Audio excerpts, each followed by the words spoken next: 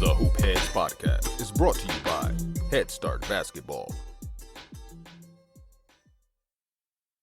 Kids are better fundamentally, they're better from a skill perspective, and they're worse in what I think are the most important things ever. The emotional level, the confidence level, the creativity level, the ability to handle failure, the ability to play with people you don't like and persist in it, because why would you? You never gained that skill because you never had to win on a playground just to keep playing, right? This weekend, my youth teams are going to play 3 games guaranteed. When we grew up, the motivation to win was to keep playing. Now, the motivation to win is to be seen. Joe Crispin, a former college standout and professional player, completed his 6th year as head men's basketball coach at Rowan University in 2021-2022, where he now owns a 90-48 record as a head coach. It was his 8th overall year at the school, as he previously served as an assistant coach with both the men's and women's basketball programs for 2 seasons. Prior to joining Rowan's coaching staff, Crispin played professionally in the United States and Europe, highlighted by a stint in the NBA. The 2001 graduate of Penn State was an undrafted free agent and played a total of 22 games in 2001-2002, first for the Los Angeles Lakers under coach Phil Jackson, and then with the Phoenix Suns under coach Scott Skiles.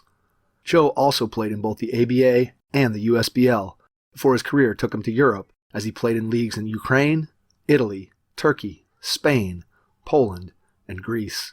Crispin enjoyed a successful career as a 4-year starter at Penn State from 1997 to 2001, where he remains the school's 3rd leading all-time scorer with 1,986 points, is 5th all-time in assists with 485, and ranks 4th in three-point field goals made at 885. A 2-time All-Big Ten Conference selection, which included first-team honors his senior year, Crispin captained the 2001 Nittany Lions as they went 21-12 and reached the Sweet 16 of the NCAA tournament. As an all-state player at Pittman High School, Joe scored 2,654 points. He is the owner and director of Crispin Basketball, which has been conducting camps, clinics, and leagues for players in grades K-12 since 2008. He added the title of author to his resume with the 2020 publishing of his book, Offense Wins, a player's 12 foundational principles for great basketball offense. Hey Hoopheads, transform your training this May with our partners and friends at Dr. Dish Basketball. Their Dr. Dish shooting machines are undoubtedly the most advanced and user-friendly machines on the market. Get $1,000 off any commercial machine in the month of May. Learn more at drdishbasketball.com and follow their incredible content at Dr. Dish B-Ball on Twitter, Instagram, Facebook, and YouTube. Mention the Hoopheads podcast and save an extra $300 on the Dr. Dish Rebel, All-Star, and CT models. Visit drdishbasketball.com for details. That's a great deal, Hoopheads. Get your Dr. Dish shooting machine today. Hi, this is Coach Dan DeCrane from Gilmore Academy, and you're listening to the Hoop Heads Podcast. Prepare like the pros with the all-new Fast Draw and Fast Scout. Fast Draw has been the #1 play diagramming software for coaches for years. You'll quickly see why Fast Model Sports has the most compelling and intuitive basketball software out there. For a limited time, Fast Model is offering Hoopheads listeners 15% off Fast Draw and Fast Scout. Just use the code HHP15 at checkout to grab your discount, and you'll be on your way to more efficient game prep and improved communication with your team. Fast Model also has new coaching content every week on its blog, plus play and drill diagrams on its Playbank. Check out the links in the show notes for more. Fast Model Sports is the best in basketball. If you're looking to improve your coaching, please consider joining the Hoopheads Mentorship Program. We believe that having a mentor is the best way to maximize your potential and become a transformational coach. By matching you up with one of our experienced mentors, you'll develop a one-on-one relationship that will help your coaching, your team, your program, and your mindset. The Hoopheads Mentorship Program delivers mentoring services to basketball coaches at all levels through our team of experienced head coaches. Find out more at hoopheadspod.com or shoot me an email directly, mike@hoopheadspod.com.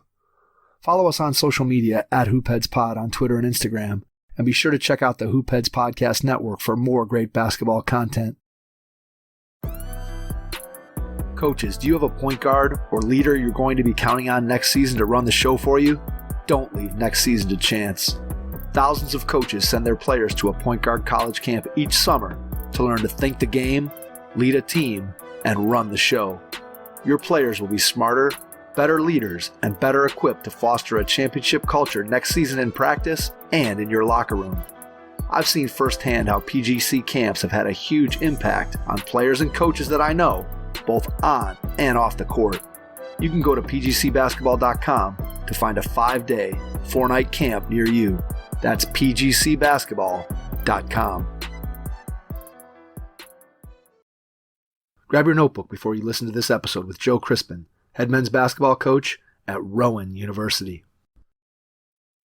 Hello and welcome to the Hoopheads podcast. It's Mike Klinzing here with my co-host Jason Sunkel tonight. And we are pleased. Do I get to talk at all in this episode? You get to talk. Yeah, hey, you're already in, man. 9 seconds in. 9 seconds in, you already jumped in. I promise I'm alive. Jason is here. He hasn't been on an interview episode in a while, so welcome back, Jason. Joe, we are pleased to welcome to the Hoopheads pod tonight Joe Crispin, the head men's basketball coach at Rowan University. Joe, welcome to the Hoopheads pod. Thank you. Pleasure to be here. Excited to have you on. I want to dive into all the great things that you've been able to do in your basketball career. We're going to touch on some youth sports parenting stuff as well. Let's start by going back in time to when you were a kid. Tell us a little bit about some of your first experiences with the game of basketball. Well, my grandfather was a coach. My father was a coach. My uncle was a coach. I probably had no chance but to get into basketball. We got the earliest memories. I have a younger brother that's 18 months younger than me, and we were the ball boys for 3 different teams growing up. We hung out at practice because we didn't have anything else we could do back then. And basketball was the primary thing. I love sports in general, played a lot of baseball as a kid, played football, played soccer, but basketball was always tops at the dinner table at my grandparents'. And we back in that day too, we even traveled to junior college trips. I mean, we have a lot of stories. And basketball, when they say it's in the blood, I guess I can be about as close as it gets. All right. So when you think about your experience as a multi-sport athlete, now you think about yourself as a coach, what's your feelings, or just how do you look at being a multi-sport athlete, especially when you're thinking about recruiting and the types of players? What's your experience with how multi-sport athletes compare to, especially in the system today where kids are just playing basketball year-round nonstop since they're 7, 8 years old? Well, I mean, the first one's physical in the sense that I just think it's the natural cross-training, right? I mean, my son plays soccer. He's playing baseball right now, and his basketball is his primary sport. He's 16, but the physical component of things comes first, right? Like people always say, hey, do you guys have a speed trainer? I say, yeah, it's called soccer. Naturally there's more to it than that, but hey, do you have you think my son could get more physical? Sign him up for football, right? So there's a physical component that I think I learned a lot from. And then I also really spend a lot of time telling parents about just the mental component of things, like the ability to just have a feel for the game of basketball is something I value. And it's not something you can just kind of grab your hands on and just control that process. Soccer plays a big part in that. I was a quarterback growing up. So, there's that emotional element and that mental element. I took charge in a huddle when you're 11 years old. And in baseball, I love playing baseball, but when you make an error, it's your fault. There's no one to blame. When you strike out, it's you on you. When you're the pitcher and you failed. There's nothing else. Everyone saw it. You're on that stage. So, when we talk about multiple sport athletes, like I look at kids, one of my best leaders right now at Rowan, our primary captain next year is Connor Dickerson. And he was a great tennis player growing up. And he's an amazing mover. He is the most efficient mover you'll ever see. And it's all tennis footwork. So,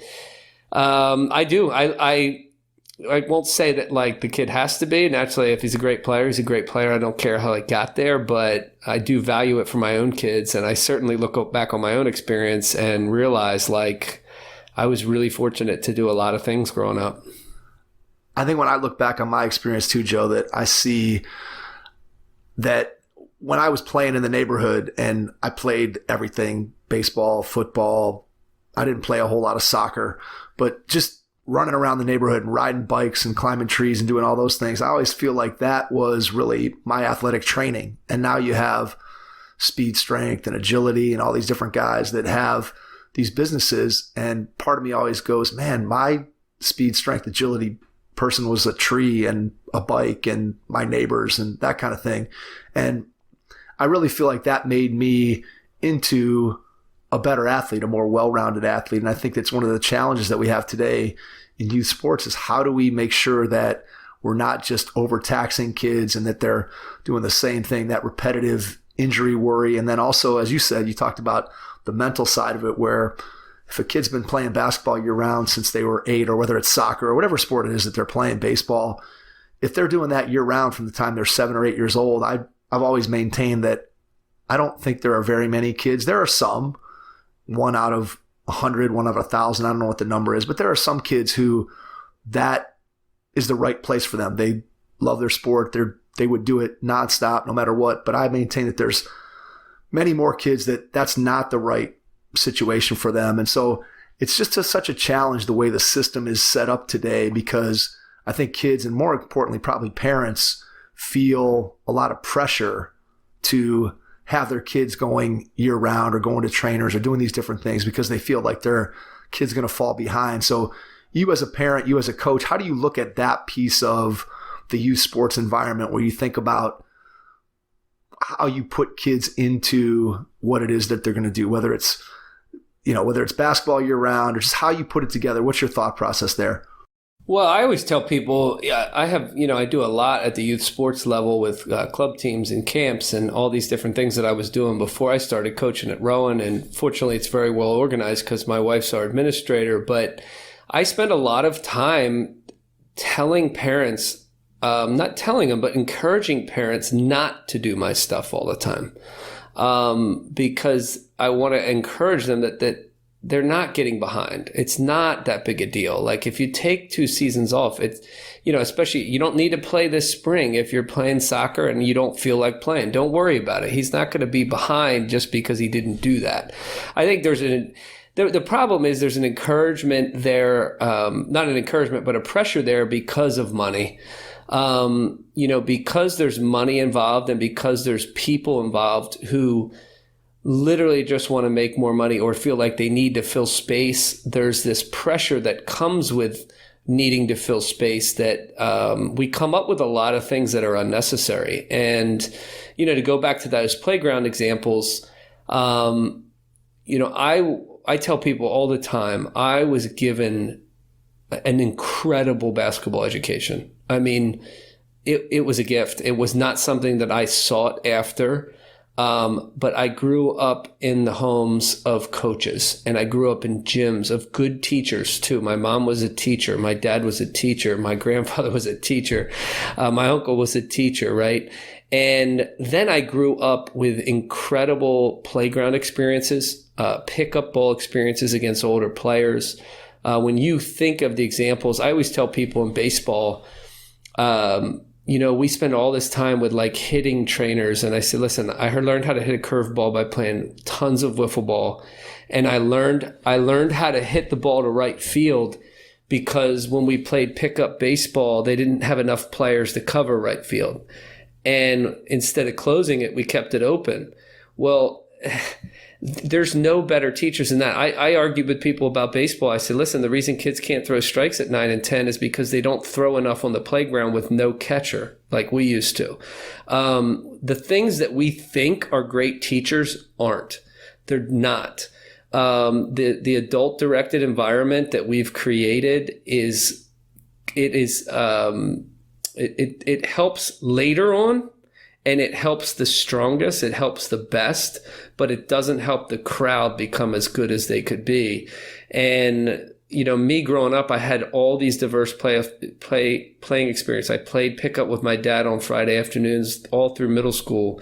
I would go to parks and play with 28-year-old guys, and not kids my age, and I would learn things from them. And I would watch high school practices and junior college practices. And then, of course, I got to high school. I had a head coach who was ahead of his time. But I was given at basketball. And then eventually I became a pro. And instead of spending 12 years in the NBA like I wanted to. I traveled the world. This was something I was given, not something that I necessarily wanted, but I start with the youth experience, and it was a gift. I mean, the ability to shoot any of these things. I tell people all the time, I found out that I could be really fast because one of my friends was chasing me for a touchdown, and he was the fastest kid in our town, and I outran him. And I can still picture that to this day. There was not an adult there around. There was no one around.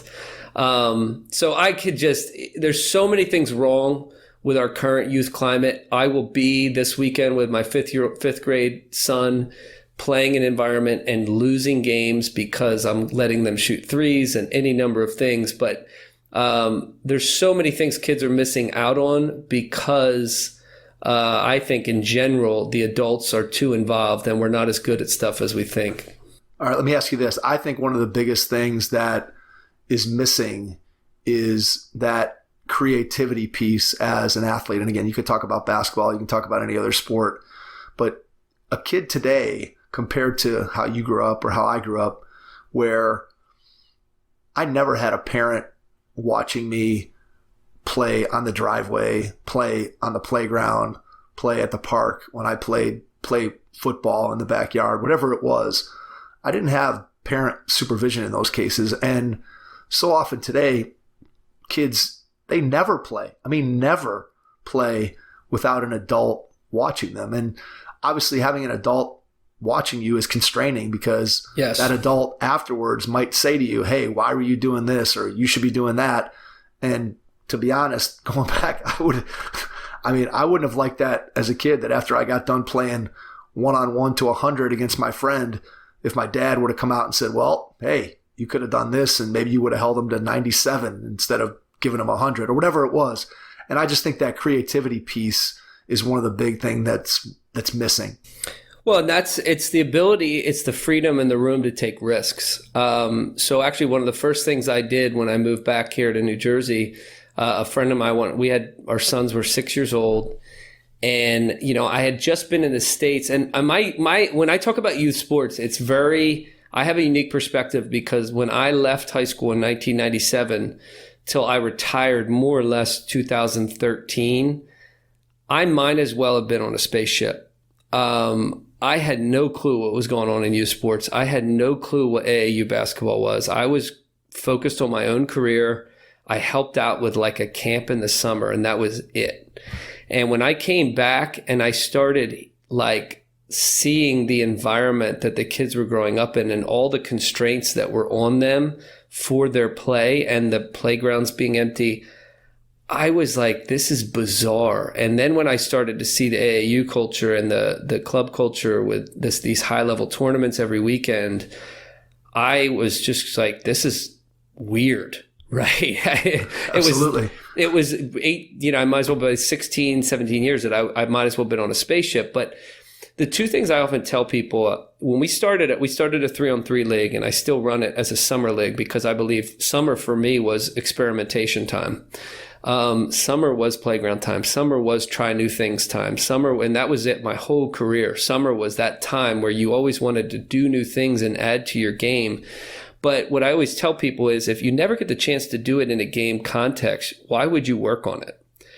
And so we started a 3-on-3 league for our, we call it full court, but it's a short full court for our 6-year-old sons. And we continue that to this day. It's one of our most popular things, 1st through 4th grade. And then we added 4-on-4 and 5-on-5 with a shot clock in the last couple of years.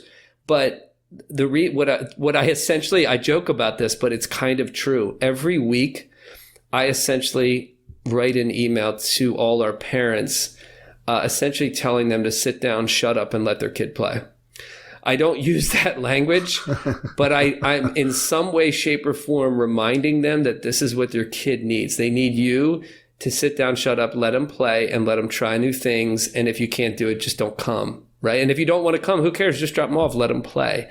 And the story I always tell is I say, because I can be as guilty of, stuff of going against my own philosophy with my own son sometimes as anybody else. I actually run a camp called Just Play.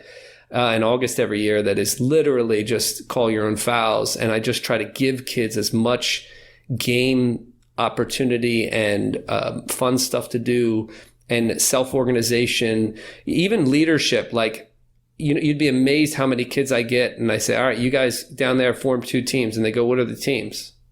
And I say, no, I don't do that. You make the teams. And if they're stupid, then I'll tell you, and then you'll have to change them, right? Or you'll learn that the game stinks when you make stupid teams. That's what the playground taught us. How to take ownership, how to create new games. How many people say, oh, I want my kid to be a better, finisher around the rim or better ball handle. I say, get 4 kids in the playground and play 21, right? Shoot pressure free throws. There you go. There's all these things these games taught us. And actually, I run this Just Play camp, and my whole speech to the kids, I'll never forget this. My son was probably in 5th grade at the time. My whole speech is like, your parents aren't here. This is an environment where you could play, try new things, create some new games. If you have an idea, tell me. And I give them a bunch of games for 2 days, and then I start letting them run with it. But, and I always tell the parents, like, it'll take the kids an extra 2.5 minutes to organize themselves, but they learn more in that 2.5 minutes than you would ever imagine, right? And the game they create might not look as meaningful to you, but they love it, and they're learning more than you think. Well, sure enough, one day at Just Play camp, my son, he's a risk taker. He's a big risk taker. And he's had a lot of freedom and a green light, even though I give him a lot of feedback. He'll shoot the deep ones and everything else, but I'll never forget he did something goofy or crazy. And I said, Elijah, what are you doing? Blah, blah, blah, blah, blah. And he turned around and he goes, hey, I thought this was the Just Play camp where no parents were around. And I said, all right, never mind. You're right about that. He goes, what happened to that speech, Dad? But I really like the playground had taught us so much, right? There's that book, Everything I Ever Needed to Learn, I Learned in Kindergarten. I think that's true of the playground. The lessons we learned on the playground, the lessons we learned in that adult-free environment were way more powerful than people think. And they're not just about skill. There is, right? The weekend tournament, these kids are going to go this weekend, and in order to win a game, they should dump it inside to the most physically mature player in 6th grade. That's how you win the weekend in 6th grade. But 4 or 5 years later, it's the exact opposite. And all of a sudden, these kids who weren't allowed to shoot to win the weekend need to shoot, and they can't. And then they wonder why I won't recruit them. And I see it all the time, right? So we tell our parents, you need to lose now to win later in more ways than one. It's amazing what you just described, how often you see that, where you just have, like, I love and I'm sure you've seen this a million times, but I love the coach who a player gets a rebound and it's a bigger player on their team, and that player takes one dribble and the coach is going crazy on the sideline screaming, don't dribble, pass it, get it. And you're just like, what are we doing here? Like, this kid is in 5th grade and they're 5'6". They might top out at 5'6". Yeah, their dad's 5'9". Right. Their dad's 5'9". That's the worst part. Yes. Like we're topping them off at 5'6" in 5th grade and telling them they can never dribble the ball. Yep. And those kinds of things to me are just always incredible. And to me, Joe, the biggest challenge, and I think you've kind of hit on it to some degree, is being able to educate parents about what you just described, where what happens when you're 9 is not a direct line to what happens when you're 16 or 17.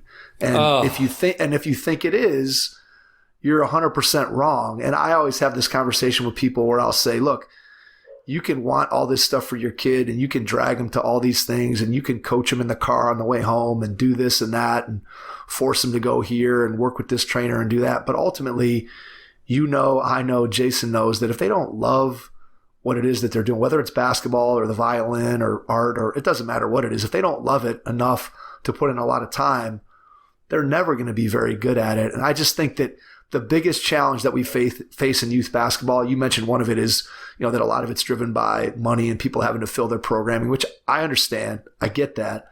But I think the biggest one is we have to be able to educate parents about what good basketball looks like at age 8, 9, 10, 11, 12, all the way up through, and why doing things the way that they've been done for the last 15 or 20 years is not the most beneficial for a kid's overall development as an athlete and as a person, let's face it. Oh, there's two things I always say to parents. Like, our tagline for our youth organization is, we exist to help players of all ages and abilities play the game better and enjoy the game more. And I tell people, I say, and this will hit on the adult education piece, because that is something that I've really tried to specialize in, and I'm actually want to specialize in more. But I tell people, like, where most people stop is play the game better. And that's it. And I'm honest with people. I was a very, very driven individual. I was a little bit crazy. I mean, I practiced basketball. I was crazy. I was not willing to lose at anything. And I was very driven, and I would do things, I would work hard and work hard and work hard and work hard, at a pretty young age, and it was all on my own. And I always tell people, one of the greatest gifts my dad gave me is he didn't care. In the best possible way, he didn't care. And I knew he didn't care. He cared. He took me to the gym. He gave me feedback. He taught me if I wanted to be better, he was willing to do whatever. We traveled to tournaments. That's what I wanted to do. But I knew that if I gave it all up that day, it wasn't about him, and he didn't care. That was fine, right?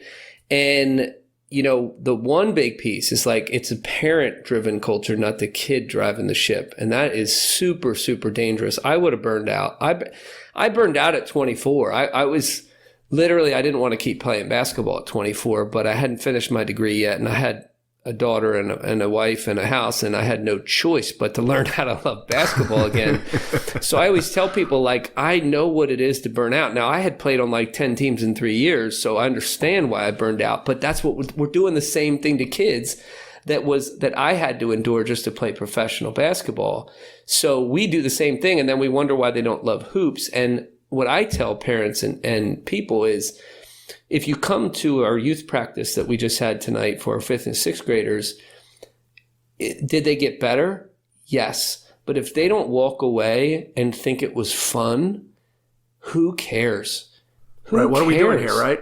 What are we doing? Because in 4 years, and I use my son as an example because he's 16, like yours. And now I have a different speech with him. Now it's, hey, you want to be a scholarship level basketball player, you have to become a 5-6 day a week guy and literally put in work.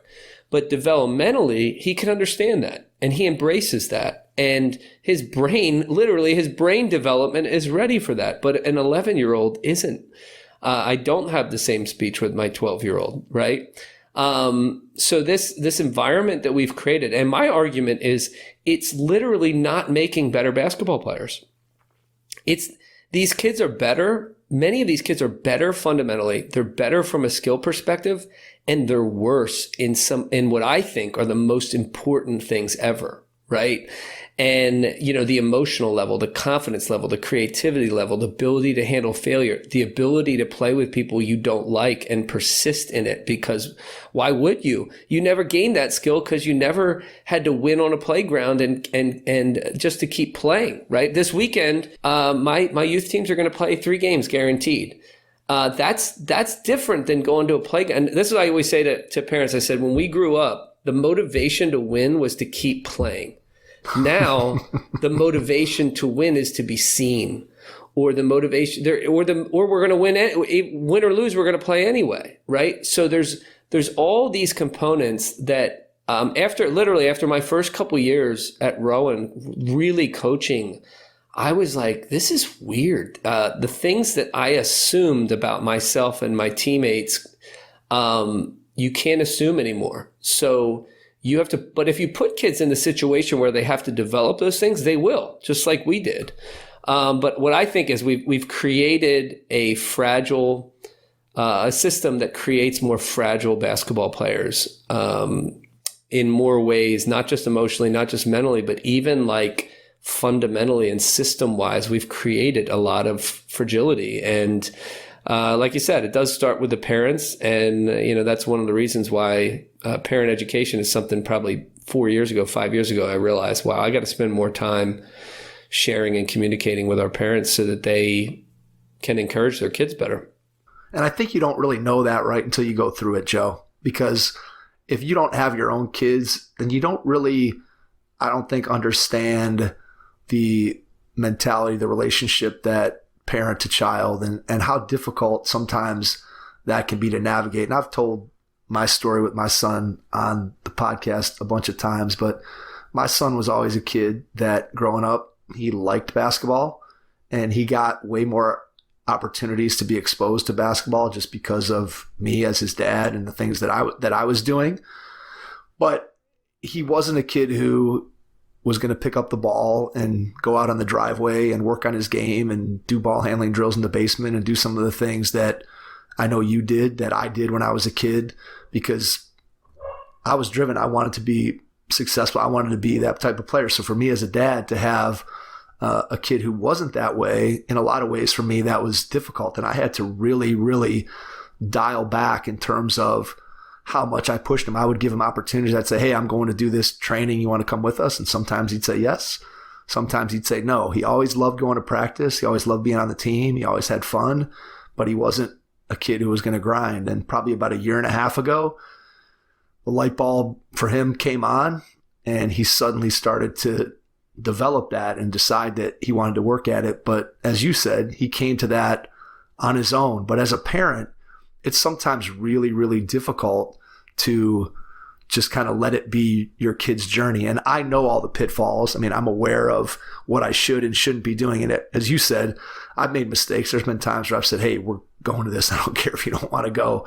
But you have to, I think, make sure that you realize that it's about your kid. And that doesn't matter, again, if it's basketball or whatever it is that they're doing, that ultimately that journey has to be theirs and not yours. And I think that before you become a parent, you don't necessarily understand exactly how that dynamic plays out.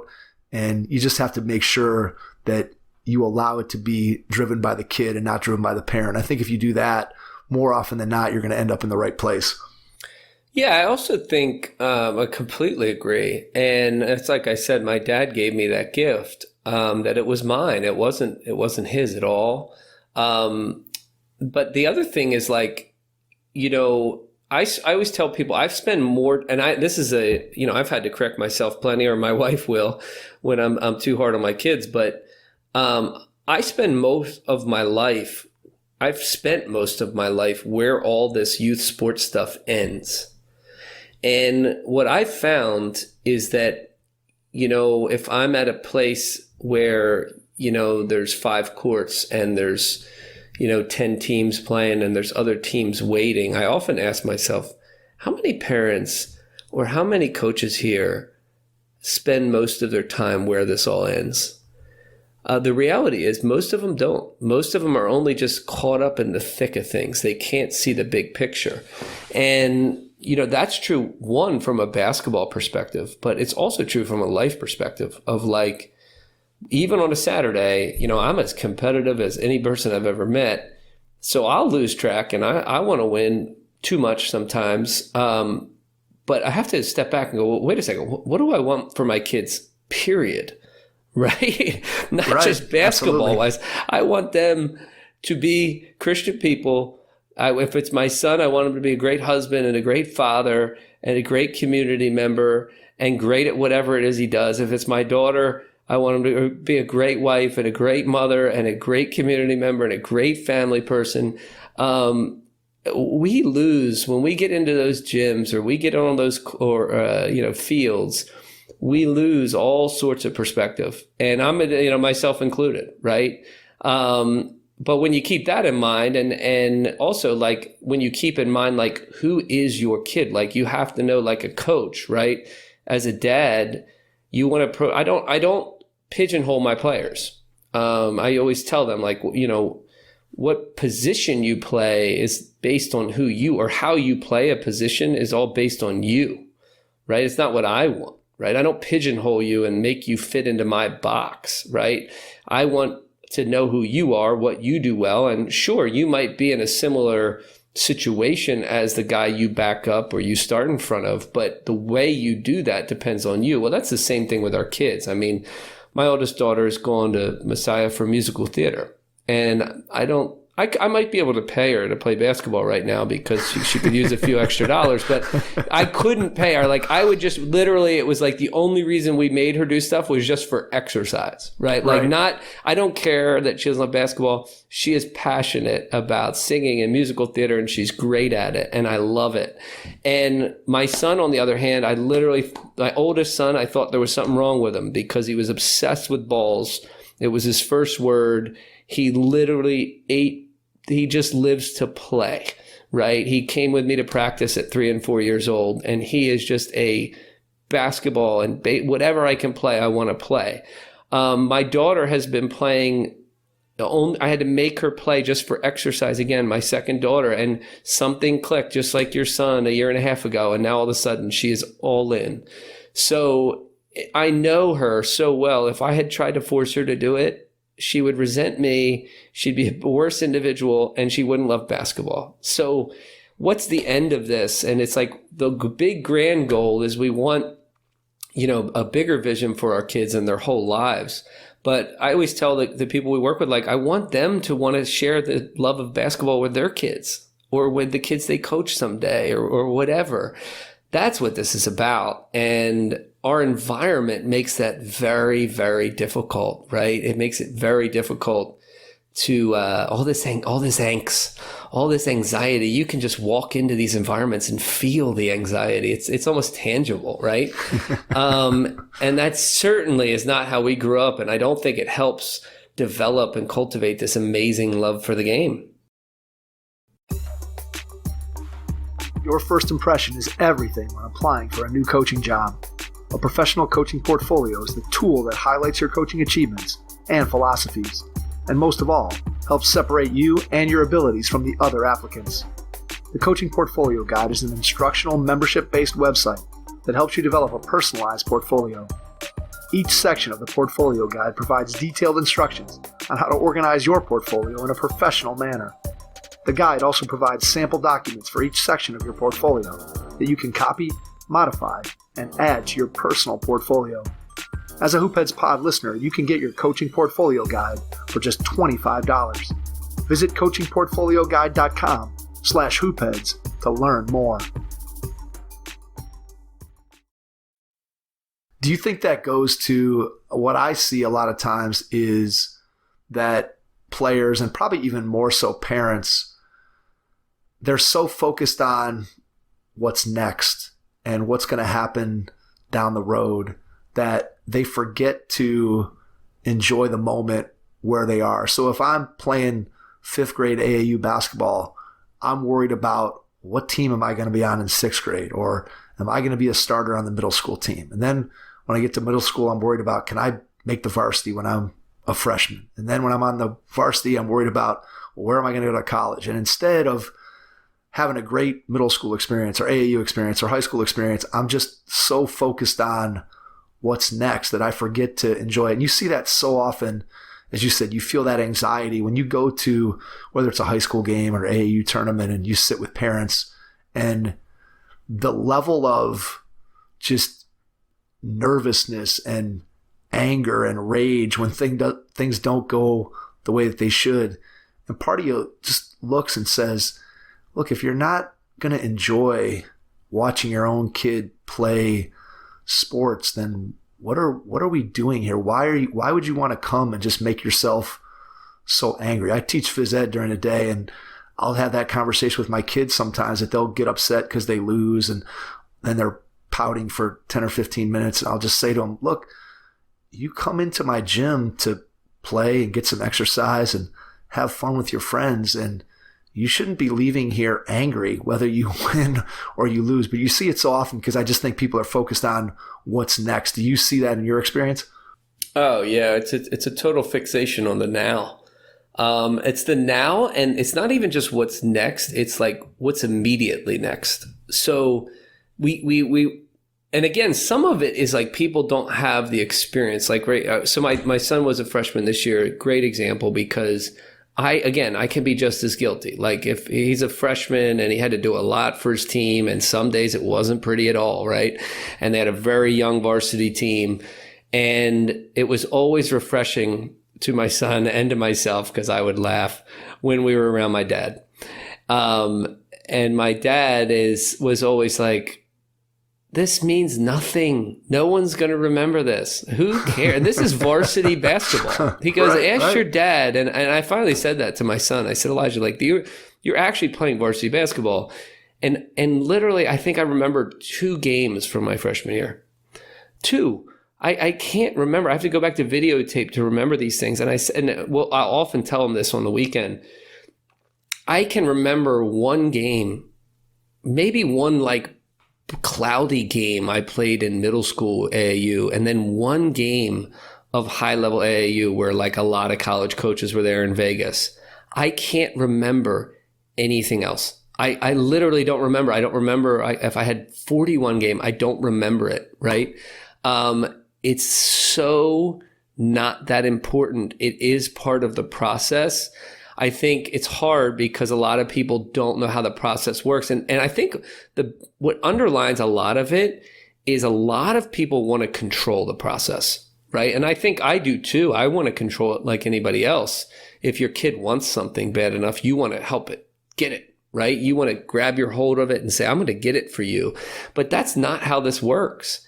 It's this, there's no formula, right? There's no formula. There's no like, well, you better start now, and then you better get good by this time. There's so many examples, even overseas. I played against so many guys who were Division II players or low Division I players I had never heard of who were making good money and having a thriving career.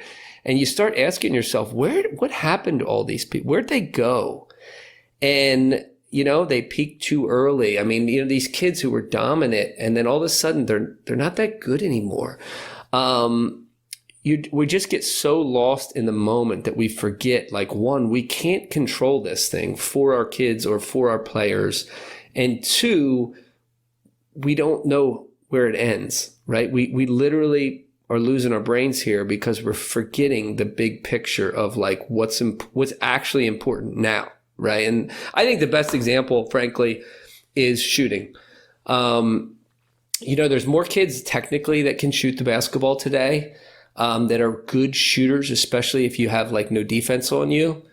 But with all the training we have, with all the stuff we have, like, why don't kids shoot the ball better?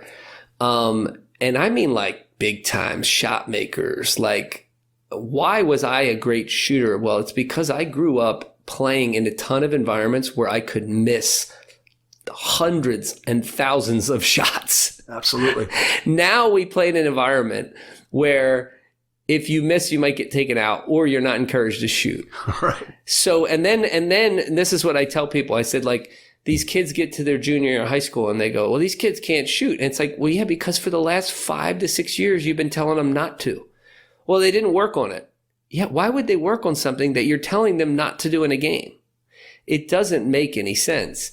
So, shooting is one of those things. Like, you have to have a high risk tolerance to shoot because people are going to think you're crazy. How do you develop that risk tolerance? Just a little bit at a time, a safe situation at a time, a lonely gym or a little rec league game with your grandparents there. That's where you develop that, not in this high pressure environment where you think somebody's watching, even though nobody is, So I really believe like,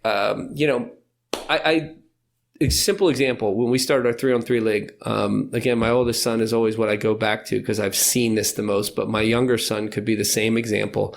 I'll use my 7-year-old, for example. He is the biggest gunner, I think, in the family.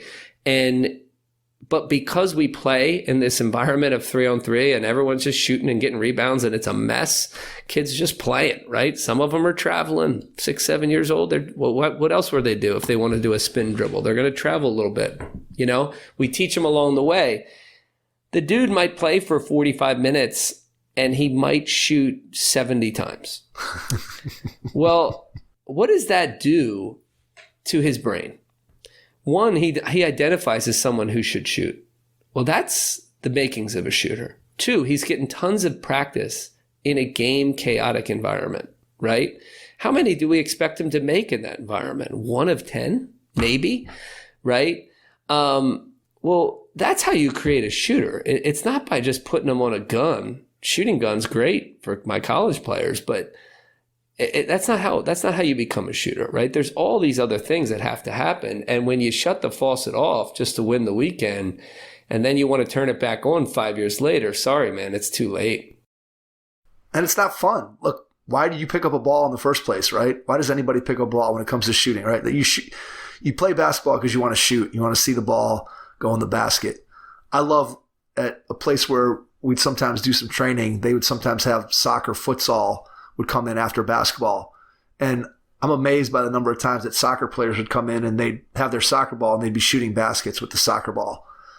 I've never seen anybody go to soccer or go to basketball and then start kicking the basketball into the soccer goals. The Europeans do that. I've never seen it here. Yeah, sometimes they do that. We play plenty of that. But here the thing is, it's funny because when you talk about the youth sports stuff, people say, "Well, where did you get all these ideas?" I said, "I just asked my son what he wanted." People say, "Well, did you do market research?" Yeah, I asked kids what they wanted, and then I figured out a way to make that benefit them, and then educate parents on why it worked. And what I always say about our 3-on-3 leagues example, but anything that we try to run at the youth level, and again, my college players are just big kids. That's who they are. They're big kids. They're 21 years old. They are the same as they were at 12. They want the same thing in college that they wanted at age 10. They want a time on the court and they want touches on the ball. That's it.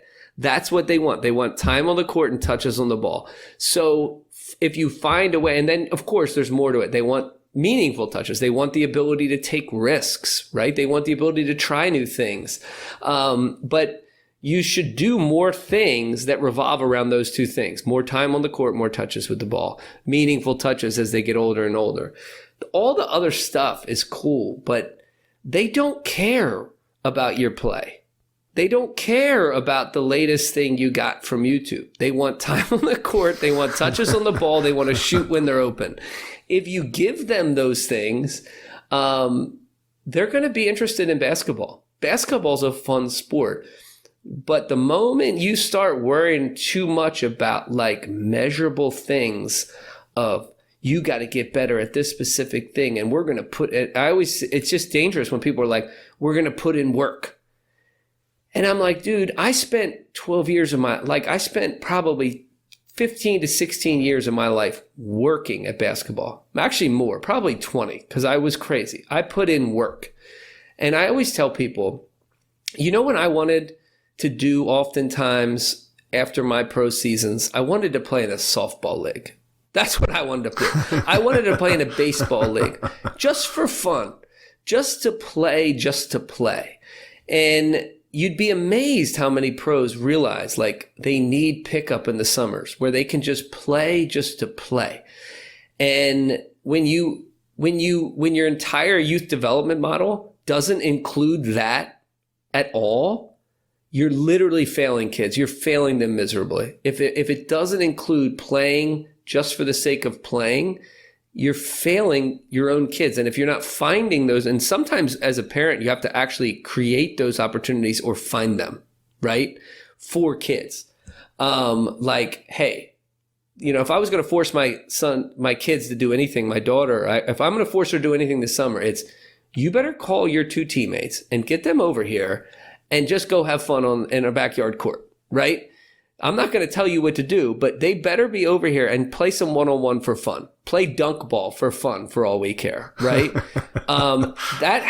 do that at camp for when I have the baskets the right way. I lower the rims.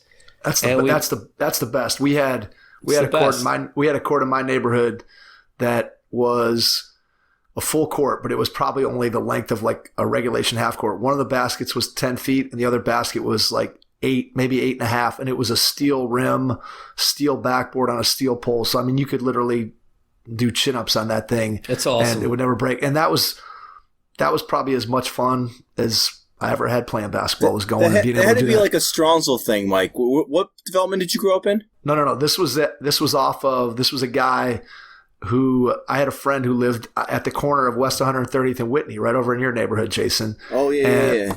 And yeah. That court's not even there anymore. Well, he was friends with a guy that lived down the street on 130th, and this guy had this court in his backyard. And I don't even know what the connection was between my friend. I can't even remember now what the connection was between my friend and this guy who was an older guy. But he had this court in his backyard, and we would go over there and play. We'd play 3-on-3 It wasn't the full one court. in the Huntington Park development. No. This wasn't even. It was just. It was on 130th. It was a guy's backyard on 130th. But we go over there and play. We play 33, which I think is what you were referring to, Joe, earlier as 21. We used to call it here. We called it 33. But those types of things are just stuff that it's just it doesn't exist. It does not exist anymore. No, and the thing is you literally have to create it. It's so important, I think, to kids' development that I created a camp for it. I created a summer league for it.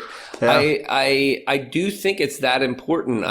It's not even just important from a emotional, mental standpoint. I really think it's important from a skill perspective. So from a shooting perspective, for example, I did have access to gyms when I was a kid. I was a spoiled kid in some respects. Like my dad had the keys to gyms, my grandfather, I could get in, but I couldn't always go to the gym, right? Like my parents had stuff to do. I spent a ton of time outside playing basketball. And, I had, at my Kindle school, we had 4 different baskets. None of them were the same height. And only one of them was level. And one had that one where we would play full court, one had a branch that came down. So you had to shoot line drive shots from different angles. And I used to always say to my son, you're too sterile as a shooter. And, he's not. I've done a lot of different things to make him creative. But I'd say if you want to get good, go to Kindle School and go make shots there. Because if you miss, the ball's bouncing over the fence some places. And then other places, the rims lean in a one way, right? So it was an incredible shooting education playing at that park, right? And then someplace you go play pickup, it had the triple rims and I was a shooter. I had to learn how to make the shot on the triple rims. And people say, hey, we got the latest shooting gun. It's great. I have my kids use it. I have my players use it. However, I liked Kindle School for that purpose too. So even from we talk about fragility, which is just anti-fragile is just a favorite term of mine, is that's what I want my kids to be emotionally, mentally, basketball wise. I want them to be able to chuck them in any court anywhere in the world and have them be able to play basketball with those people, whoever they are. The way you create those kind of players is not the way we think, right? It's not with your uniform on the back since the age of second grade or first grade, right? Which is what we're creating now. And then we wonder why I'm unimpressed with them when they get to college.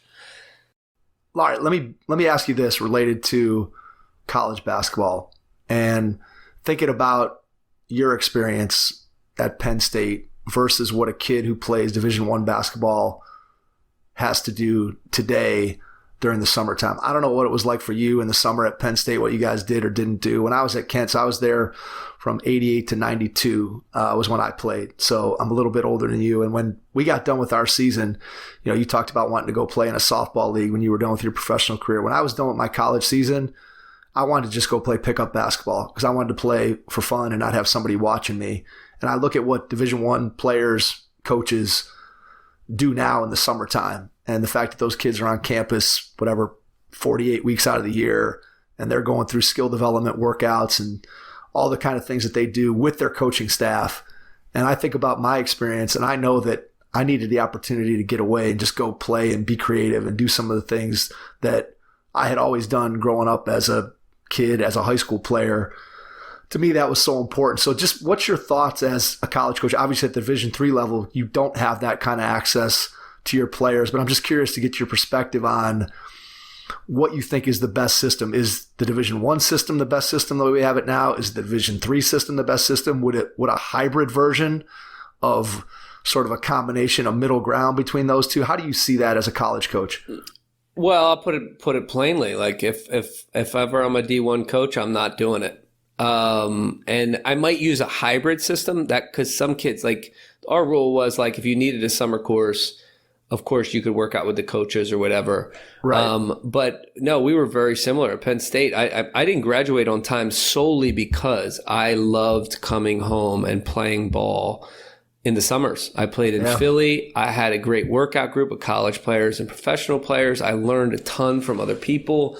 I tinkered and I lived in the gym all summer. I worked like 2 camps and worked like crazy at the game of basketball. And I loved it. And, you know, my joke is always that if I had stayed up in the summers, the coaches would have never let me stay again because I would have driven them crazy. And I would have hated them. I hated having a coach in my face telling me what to do all the time. And I really think a lot of players do hate it. They do it because they have to, not because they like it. And I do think from talking to a lot of Division I coach friends of mine, they don't like it either. Yeah, I don't think anybody likes it. Yeah, I've gotten that sense too from the coaches that we've talked to.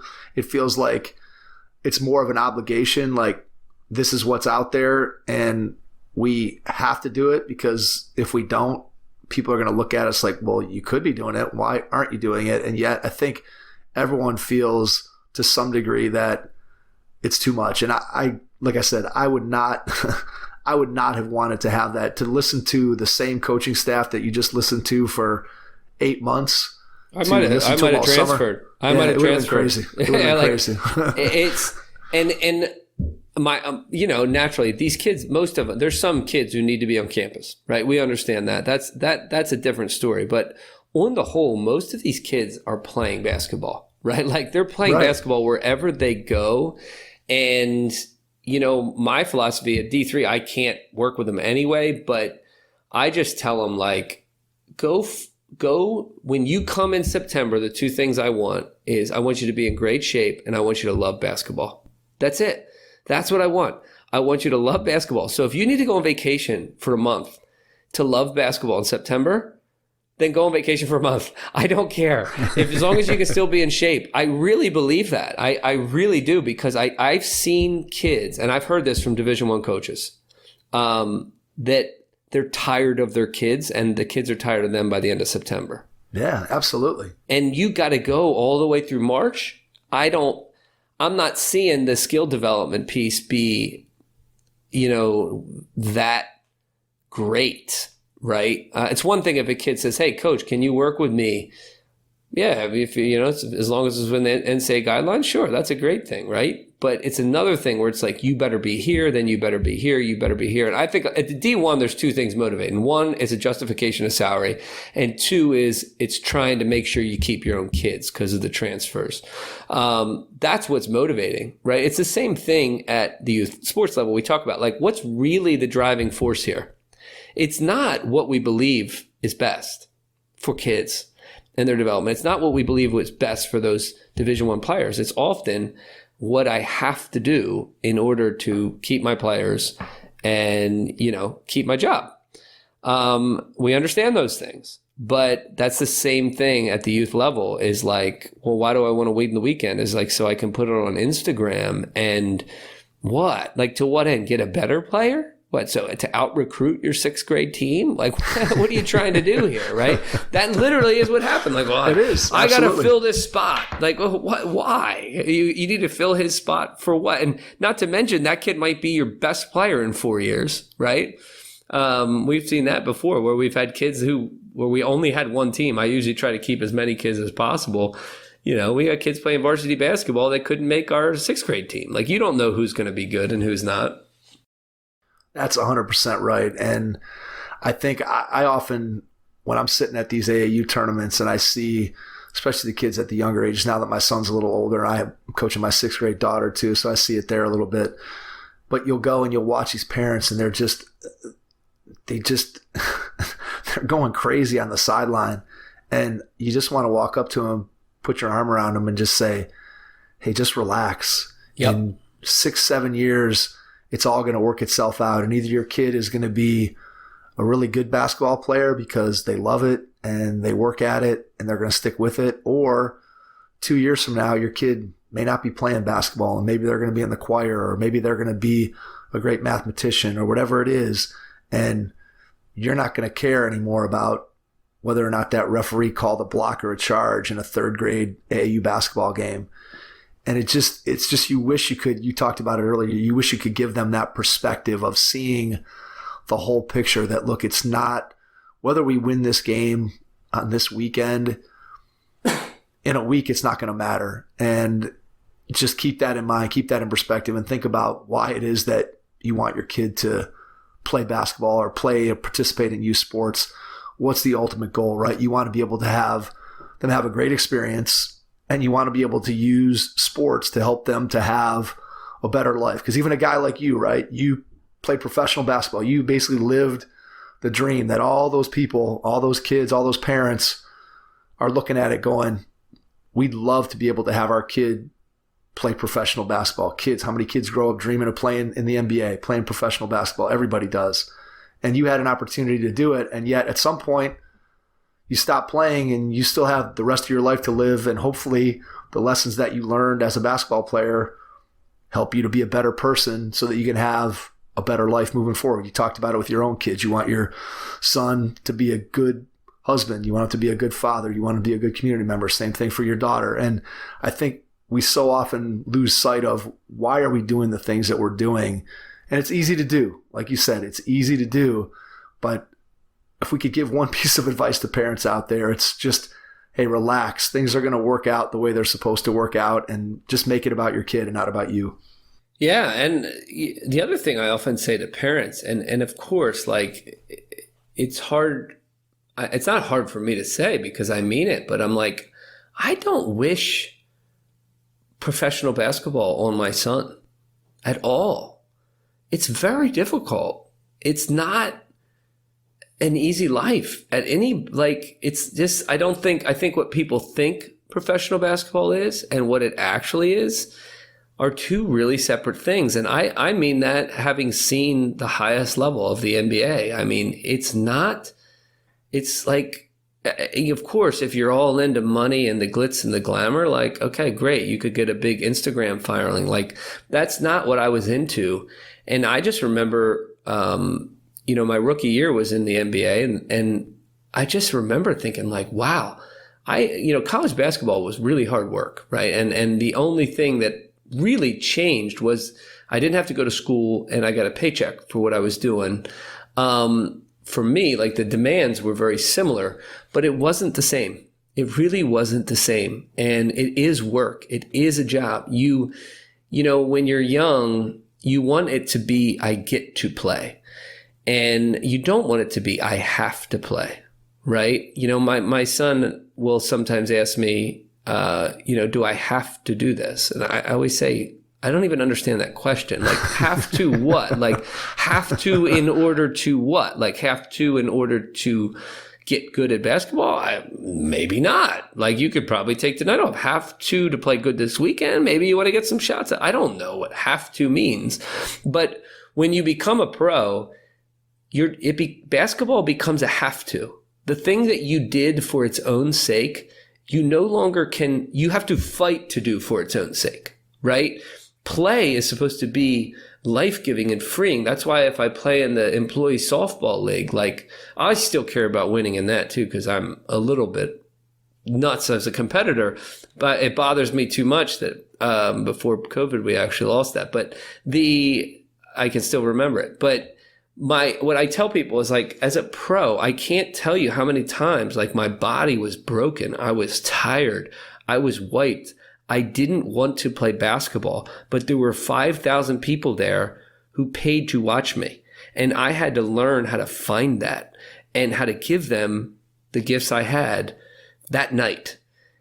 I don't wish that on anybody. I am so thankful I did it. If somebody wants to do it, I want to help them do it. But it's not everything that people think it is, right? And that's why it's hard when it's like you think you want, like, even Division I basketball. I mean, there's plenty of kids who are finding out they don't want to be a Division I player, not because they don't want to play in the games, but because they don't want to do all the, even the word grind, right? Like, you see these AAU programs talking about, we grind. I'm like, dude, your guys are in 5th grade. If they're grinding now, you're grinding them out. Like, they're going to be ground out in 5 years. It's like, I don't want my college players to grind. I want them to have fun. I want them to think, yes, we need to get better. Yes, we need to work on some tedious things. But on the whole, basketball should be fun, and basketball should be a joy. And it's very, very easy. And I just speak from personal experience. I tell people, I know what it's like to lose the love for the game, to lose the joy you find in the game. I had to fight to find it, and to play with it for, especially the second half of my career. So you don't want to do that to kids. And I mean kids that are literally kids, but then also big kids that are high school varsity players and college basketball players. I don't want to do that to my college players. I'd rather lose a couple games and have a little bit more fun doing what we're doing than, grind all the time. I'm not into all that. What was your favorite country you played in? Probably my favorite country. I really had a lot of positive experiences. I did. I loved living in Italy, but probably my most enjoyable country to play in was Spain. I played on a team, Zaragoza, they say over there, that is now an ACB team, but we were fighting to get to ACB. So we were a loaded team.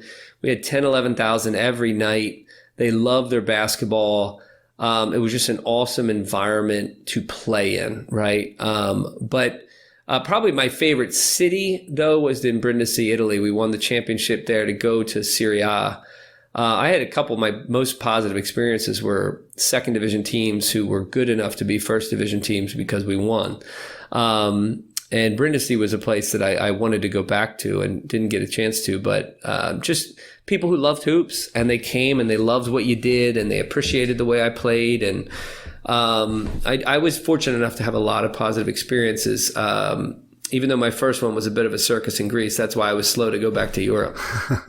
All right. So that being said, standard question for anybody who played overseas. What's your craziest story that you can tell on a PG-rated podcast? It's actually from Greece. All right. So I have a couple from Greece, but the craziest one is us winning a best of 3 playoff series in 4 games. During this series, it also involved a borderline, a fight between the riot police and fans, in which the fans actually won. But within this, that's a whole another story. Within this series, we played Olympiacos, I believe it was, and I played for Ike. I don't know if Olympiacos was EuroLeague that year, but us and Panathinaikos were the EuroLeague teams. And there was a controversial call at the end of game 1. They messed up the call. They should have reset the shot clock, but they didn't. We end up winning game 1. And at the end, after game 1, I came to practice the next day, and they said, everyone's quiet, and they're like, we might need to replay the game.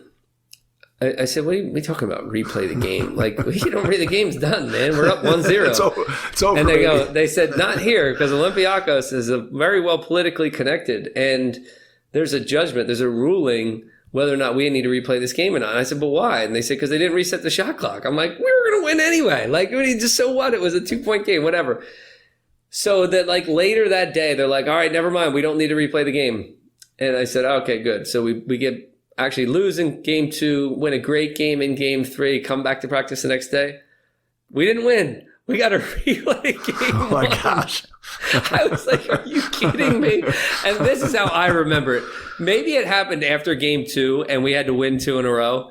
So that might have happened after game 2. But either way, it was after we had lost or something happened. We won and we had to replay a game that we had already happened and already been ruled on to be a win too. So we played 4 games. We won a best of 3 series 3-1. In order to go play Panathinaikos in the championship. And sure enough, game 1 against Panathinaikos was an empty gym because somebody had hit the ref with a quarter or something like that. So it was a circus. And then they owed me half my money by the time I left. And I never wanted to go back to Europe because I thought everything was a circus. So that cost me a lot of money, that trip. Did you get your money eventually or no? I actually did get almost all of it from that team. And I count that as an answer to prayer. And my agent in Greece was an awesome guy. He worked hard for me and got it done. I've heard lots of stories about guys that were waiting for paychecks for a long time. Let's put it that way. Oh yeah, I got used to I was actually pretty fortunate. I was very fortunate, actually. I had some really good positive situations, but I had a couple of those. Greece was the worst. And then one year in Sicily, I used to say, like, eventually domani needs to mean today. Domani. Everything down in Sicily is domani, tomorrow. And it's actually one of the great team meetings. I always tell my players, like, I always felt like it was my calling in life. It still is that if nobody else is willing to say it, I am.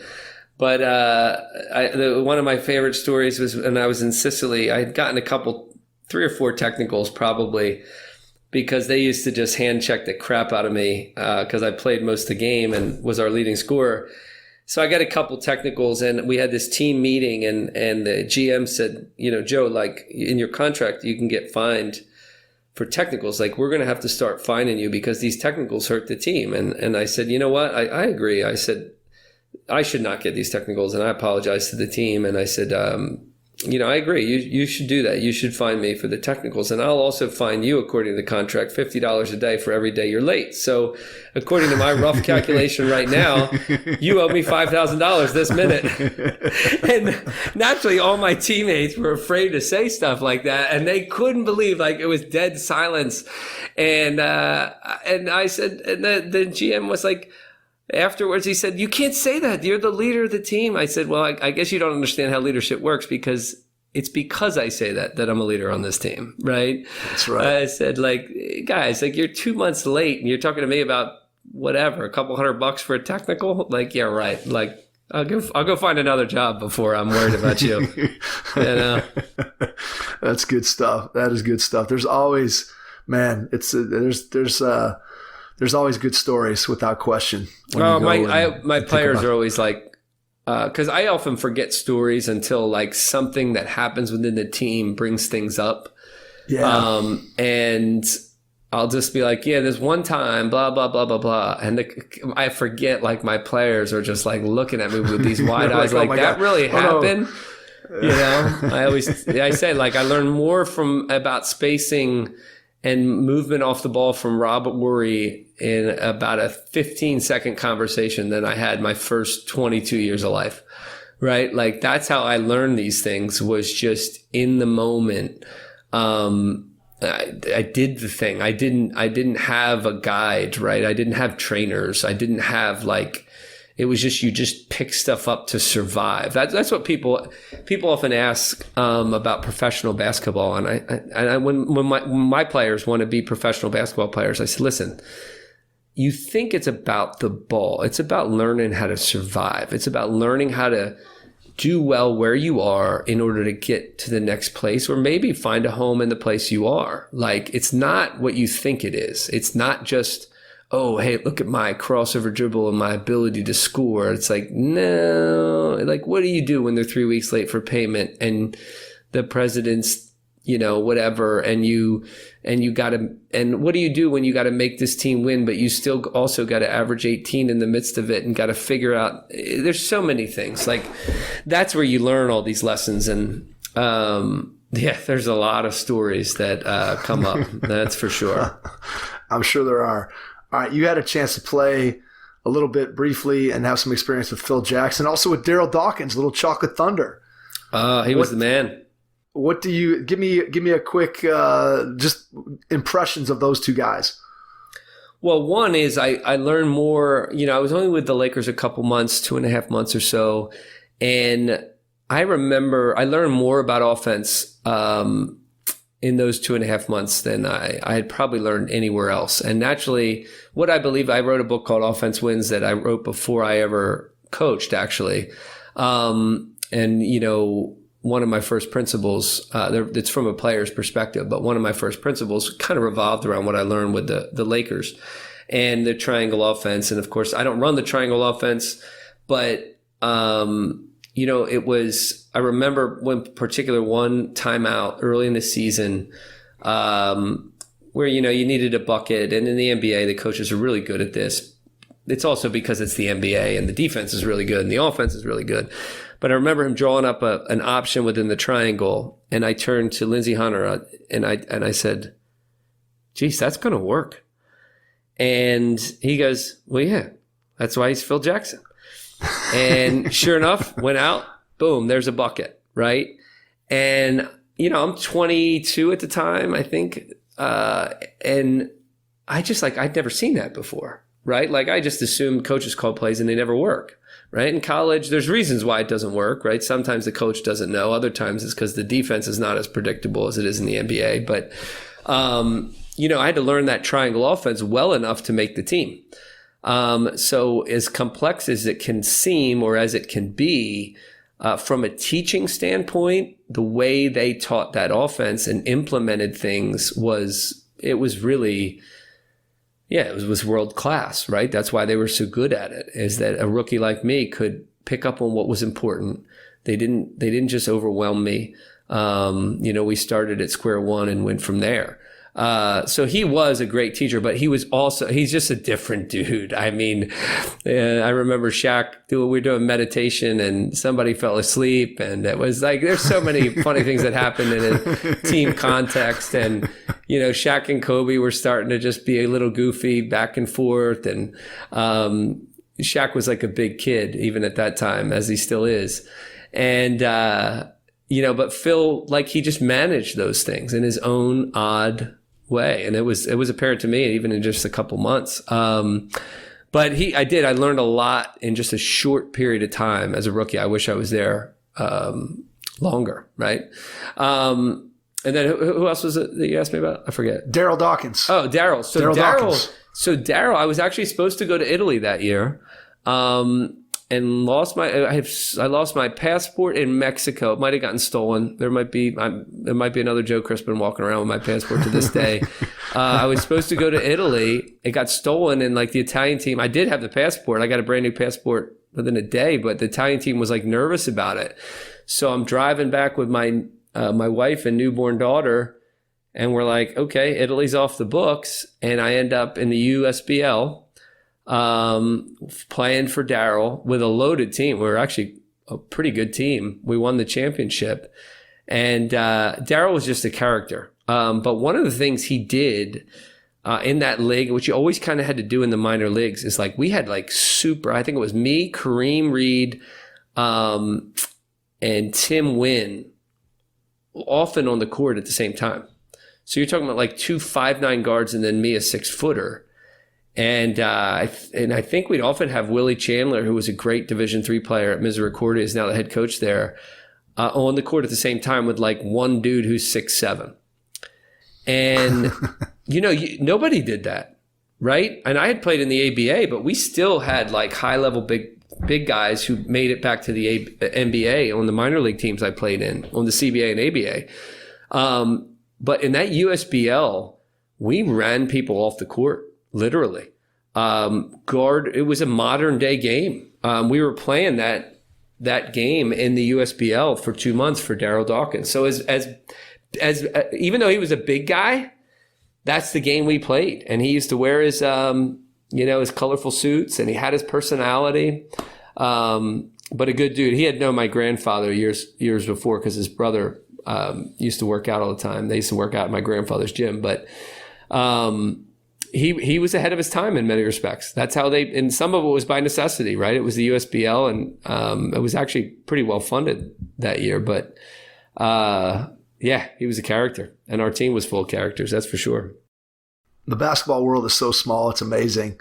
Just when you think about the connections and people you know and people you've come in contact with and who knows who, and just how it all flows together. As you were wrapping up your professional career and you started to see that it was going to come to an end, was coaching always on your radar as, hey, when my playing career is done, I think I'm going to get into coaching? Or was it more a case of when you got done playing, you kind of looked around and eventually kind of fell into coaching? Which one better describes kind of your situation? Well, I was way too slow to realize coaching. I don't know why. I majored in telecommunications. My joke now is my brother's now working, with ESPN and as a commentator. And so he's doing all the talking. And that was why I did telecommunications. I heard it was pretty easy, frankly. And then I also was like, oh, I guess I could do TV when I'm done. I'm like, I was an idiot, right? I always wanted to be in charge. I was always questioning my coaches. I was very difficult to coach. If I thought something was stupid, I was going to tell you and tell you why. I always thought I knew more than I actually did. And I was always like interested in thinking through things and writing things down and watching film. I actually spent 4 or 5 years like thinking I was going to be a pastor. Like I studied a bunch of theology. I'm still into that, of course, but it was kind of a shift of perspective for me midway through my career. Number one, that like I got a vision for like how coaching could fit into the big picture and just how basketball fit into the big picture, just spiritually. Just what my vision was, like why I was doing this, like why was I playing sports, like why was I, spending all this time and emotional energy beating up my body to, entertain people with basketball. A lot of the things I was studying helped me in that regard. Actually, Frank Reich, who's the head coach of the Colts, suggested 5 or 6 books to me. I'd emailed them back in the day, and they were super, super helpful. And during that time, about 5, 6 years into my career, it was like an obvious epiphany that, I'm going to coach. I want to be a coach. And, I remember my wife saying like, that was probably pretty obvious. If you to think everybody about else it. except for you, right? Yeah, to me, like, why wasn't it obvious, right? And literally from that point forward, I viewed the rest of my career. I was in Spain at the time. And I just viewed the rest of my career was like, I'm going to play as long as I can, or until it's obvious I want to start to coach. Like until I viewed the rest of my career as like, I'm going, this is the best education. A lot of people like you can get a different coaching education, in a variety of different ways. But I viewed my playing career as just the most incredible education. I played for so many different coaches in different countries and different philosophies and different styles, right? Like, one year I'm scoring 150 and a week later I'm in Greece, playing for a guy that told me to slow down and call play every time, right? So I always tell my players, anything you did, I did. I sat at the end of the bench, I got cut, I was the star, and I was everybody in between. Right. And so I can relate to my players so much better because of that. I got a story for everything. But that second part of my career was very purposeful preparation for coaching. Reading books. I'm studying what I'm doing. There were things I was doing on the court that if you had asked me to explain what I was doing, I was like, I don't know. Like why did you make that? Like, and again, I joke about this with people, but it really was true for me. I didn't have a guide, right? There's things that my son could explain to you now that I couldn't explain to you at 25. I didn't know. I didn't have anybody explaining to the film and ball screen reads and, why you should do this instead of this. And I was just doing it, right? And I was just trying to win games. I didn't know what it was or what it was called, or I didn't care. But the second half of my career, it became very purposeful. And I really started to see of like, this is how this connects. This is why this works. This is how I can take advantage of and I became a better player because of it, because I really started to understand how I could best contribute to a team with the actual basketball strengths I had. Cause I was a Steph Curry guy before there was Steph Curry. So I wasn't cool. I was nuts. That's my joke. And it's true. People thought I was just crazy because I was pulling up in transition and I was a ball screen oriented guy shooting off the dribble. People didn't think it was cool back then. They thought it was crazy. But I started to understand later in my career. And then at the end of my last 2 seasons ended with injuries, nothing major. I had to have sports. I had a knee MCL in the playoffs of my second to last year. And then I had a sports hernia I played with throughout my last year. And I pulled my calf muscle in a playoff game and I was playing great in. And I never would have thought in my wildest dreams it would have been my last game. Never. I was ready to come back in 8 weeks. And I thought I was going to play till I was 35 or 36. But I was living up at Penn State and State College at the time. And it really became apparent to me that I had a clearer vision of coaching, that if I just kept saying no to jobs. I had great job offers. In hindsight, I'm like, what the heck was I thinking? And I just kept saying no. And finally I said to my agent, Dave, I said, Dave, if I go back, I'm going to be there for 4 or 5 years because I'm going to get it done. Like, I'm motivated to play, but I want to coach, and I don't want to start coaching when I'm 40 years old or 39 years old. I want to be rolling when I'm then. And I didn't even, tell people I retired. I just kept saying no, and I just kind of faded off in the sunset and started researching and connecting again and moved back here, and fortunately got connected with Rowan, and they kind of made up an assistant coaching job for me. So that's how it all got started. What did you like about coaching right from the get-go?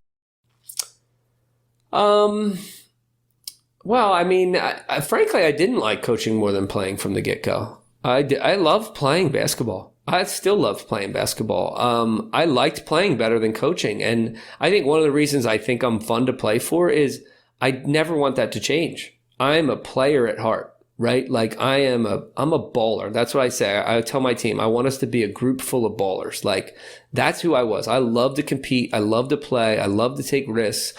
I love to tell the coach to just sit down and shut up and let me play. Like, that's how I played when I was at my best, and that's what I want to give to my players. But I think the biggest thing that I loved early on was just the ability to give kids, and I still love this, to give kids a little taste of the experience that I always wanted, right? So I just say, I just try to coach by the golden rule, like, give my players what I always wanted, right? Give them what I always wanted. And then give my opponents what I didn't want.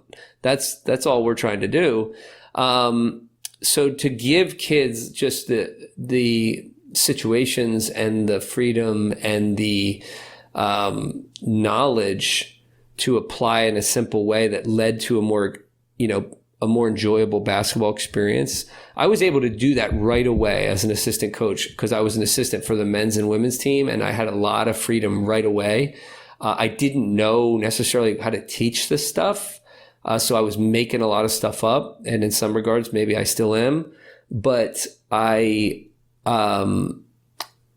was able to connect with those kids at the girls and the boys side in a way that was super positive my first couple of years as an assistant coach. I think that's an interesting perspective because I tell people that all the time, that when I have dreams, and I haven't coached nearly as much in a while. I mean, I'm doing camps and some of the similar things that you're doing with youth basketball and AAU. But I stopped coaching in high school. Probably now it's been, 13 or 14 years.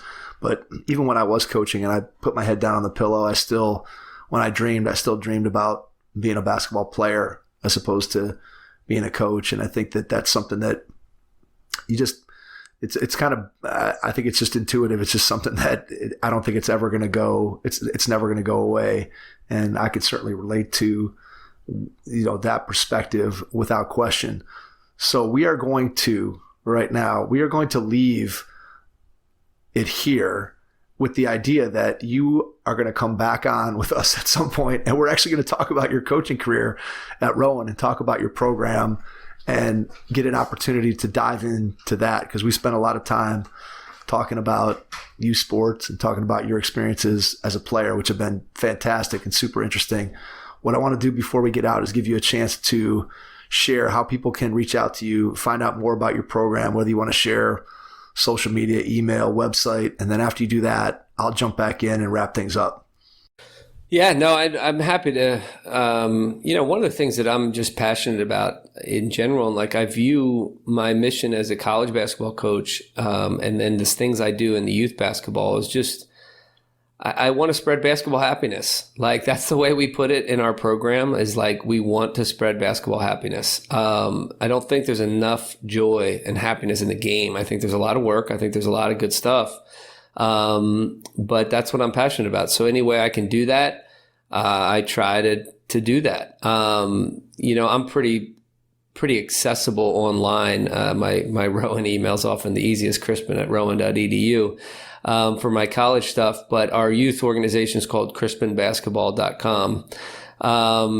And my wife handles all the administration and communications. So we're very, very well organized. I just kind of handle the vision, and I just show up. I understand. I got you. You know how it is when you show up and people are like, "Hey, is this supposed to be?" I'm like, "Listen, like, just email my wife. Like, if you're here, you're a part of this group. We're good." That's it. But any way that I could serve the basketball community,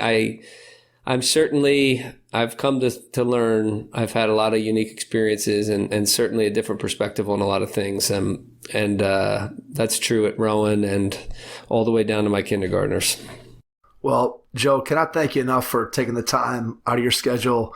Shout out to Josh Merkel for connecting us. Really appreciate that. My guy, he's the man. Better coach than me. Absolutely. He was great. He was great with us. And again, that's one of the most, I think, satisfying parts of this is just the connections that you make through one connection and then you connect it to another. And like I said earlier, the basketball world is so small, and getting an opportunity to hear your story and dive in. And like I said, I think what we need to do is have you back on again, and we can dive more into what you've done to be able to build your program at Rowan and get into more of the coaching philosophy side of it and that kind of thing.